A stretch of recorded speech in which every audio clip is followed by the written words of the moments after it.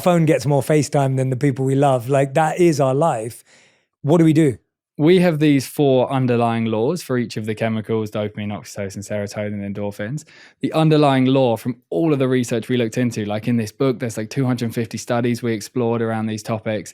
Fundamentally, the law that we found to be most appropriate with dopamine is take action as soon as you wake every day.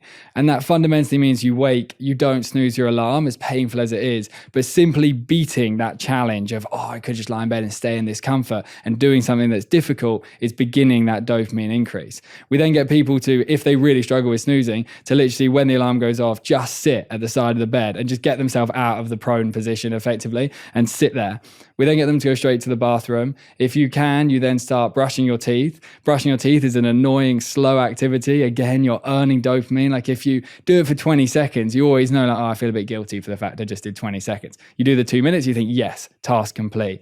So you go to the bathroom, brush your teeth, you splash cold water on your face, and you come back and you make your bed. There's this brilliant psychologist called Walton that looked at the relationship between dopamine and effort. And it's very clear that if you utilize effort right at the beginning of your day, your dopamine starting on that nice slow curve, motivation then builds, and then your capacity to further resist the phone and maybe get outside for a walk or do some exercise or get to your desk or make your kids breakfast is going to come from an easier place than the wake up, spike dopamine and crash and then try and get going from there. Yeah, that's great advice. I think one thing that helped me out for a while was I have a few instrumentals or music that I like, and I'll have that on my phone. So I'll wake up and I'll put this song on because I know I have the urge to pick up my phone. Yeah. And I'll press play, and then the phone's with me while I'm brushing my teeth, but I'm not now scrolling because I'm now listening to something. Okay. And I know people do it with podcasts, people do it with audio meditation, whatever it may be. For me, it's music that reminds me of being back in the monastery. And so I'll play that,